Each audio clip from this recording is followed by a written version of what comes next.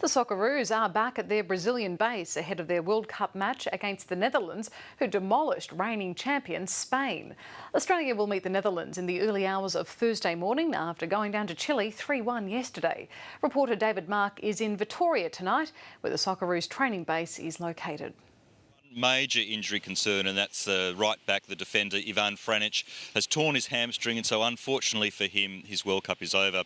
That's really bad news. He was an integral part of the team, and he was probably the person that turned the match around the other night against Chile. You'll remember they went down 2-0 inside that first 15 minutes, but Australia slowly got back into the match, and Ivan Franic pulled off a great tackle in the 35th minute, got the ball, sent across into Tim Cahill, who scored the goal. So it was a really turning point in the match, but unfortunately shortly after he injured himself, and so for now his World Cup is over. Otherwise, the rest of the team is okay. They're just recovering from the match.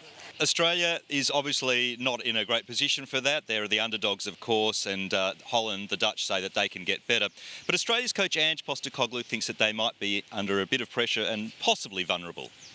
They have to win against us. They know if they win, they're through to the next round. So with that comes a little bit of pressure. And, you know, if we run at them and we're really positive in the way we play, you know, put some doubts and some clouds into their thinking, who knows what could happen. I think probably what the overwhelming reaction at the moment is this has been a really good World Cup. There's been high-scoring games, some shock results. It's been quite attacking. No one's really sat back and defended, and it's probably not what you normally get at the World Cup. So, you know, obviously we've had all the angst and all the problems and all the protests in the lead up to the World Cup, but the competition itself is proving to be very enjoyable. Well, with more of the day's sports news, I'm joined now by Sasha Mirzabegian. And Sasha, it's not all about the Socceroos. There's also been plenty of other action in Brazil today, hasn't there? That's right, Catherine. There were 4 matches at the World Cup today, with Italy defeating England in a clash of the 2 heavyweights there. In Group C, though, Ivory Coast beat Japan and Colombia was too good for Greece. And in Group D, Costa Rica upset Uruguay and Italy had a 2-1 win over England. Duncan Hunsdale reports.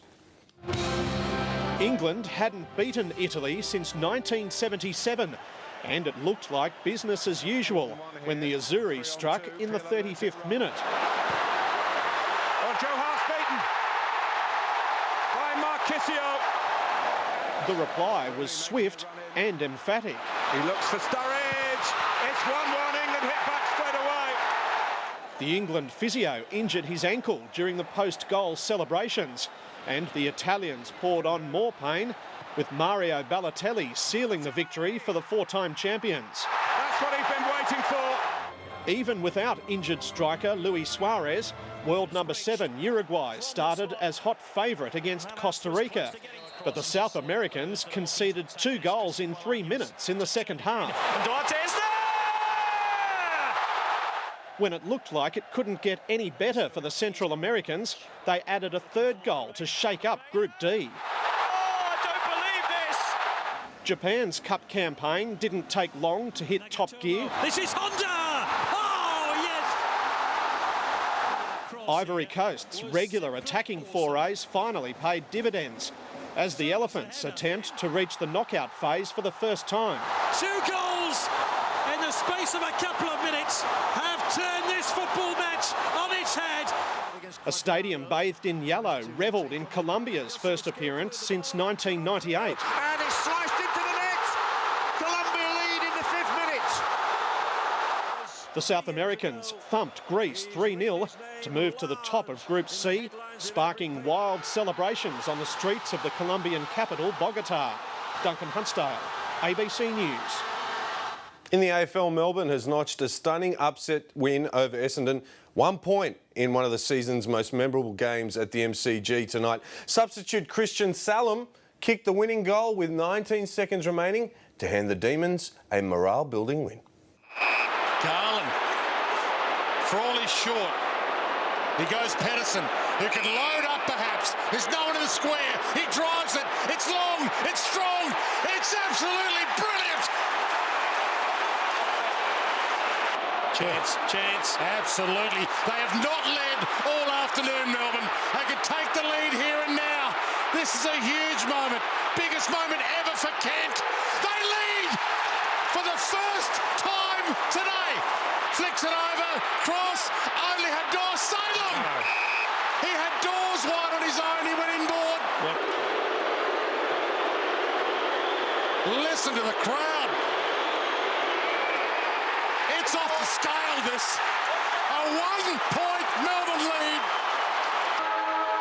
It was all about Essendon coming in, but it's all about Melbourne now. The Paul Roos resurrection before your eyes. In Rugby League, Queensland will give Daly Cherry-Evans every opportunity to prove his fitness ahead of Wednesday's second State of Origin match. The Maroons arrived in Sydney this afternoon with the star halfback still struggling to overcome a knee injury. Here's Olivia McGrath. Daly Cherry-Evans watched from the sidelines as the Maroons trained for the last time on home territory. Greg Inglis looked untroubled by his ankle injury and is set to play. With Queensland needing to win in Sydney to keep the series alive, coach Mal Meninga will give his stars up until the last minute to prove their fitness. Mal is stretching and bending the rules as much as he can to see if these guys can be fit for Wednesday night, because at the end of the day we want to put the best team out there. Even in Blues heartland, the winners of the past 8 Origin series enjoy support, and New South Wales is expecting Cherry-Evans and Inglis to have their names inked on the final team sheet. I think they'll all play. I think they'll all be sweet to play. Who wouldn't want to play? No such injury blues for New South Wales, who returned from their Coffs Harbour camp determined to seal the series. He's away, Sammy! In the NRL, Parramatta has secured its 4th win in 5 games, defeating Canterbury at Olympic Stadium. He's got a semi-trailer, he's a B-double. He's put it down and scored against the run of play.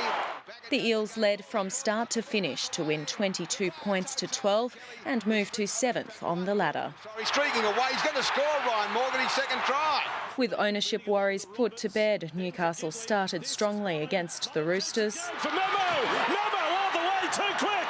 But the Premiers bounced back after the break, piling on 3 tries in 11 minutes and going on to win at 29 points to 12. Olivia McGrath, ABC News. The Wallabies have won their 6th consecutive match and clinched their Test series against France in the process last night in Melbourne. In what was a dour struggle at Docklands, Australia outlasted the French with neither side able to score a try there. The Wallabies' best chance came in the first half when back rower Ben McCalman controversially had a try disallowed. Bernard Foley finally broke the stalemate in the 53rd minute before man of the match Nick White doubled the Wallabies' advantage.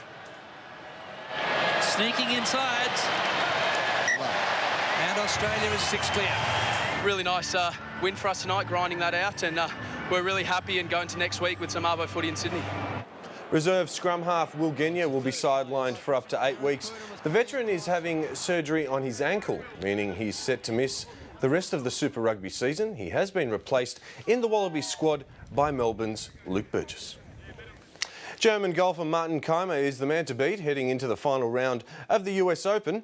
The 29-year-old holds a 5-shot lead with Australians Adam Scott and Jason Day well off the pace. After dominating the first 2 days, Keimer stumbled in the 3rd round, collecting his first bogey in 31 holes. That allowed others to take the spotlight, including 53-year-old American Kenny Perry. He's the oldest player in the field, and he claimed the shot of the day on the 14th hole. What a shot, Kenny. Kenny Perry jars it. Keimer steadied late in the day. A birdie on the final hole puts him in the box seat to claim his first US Open.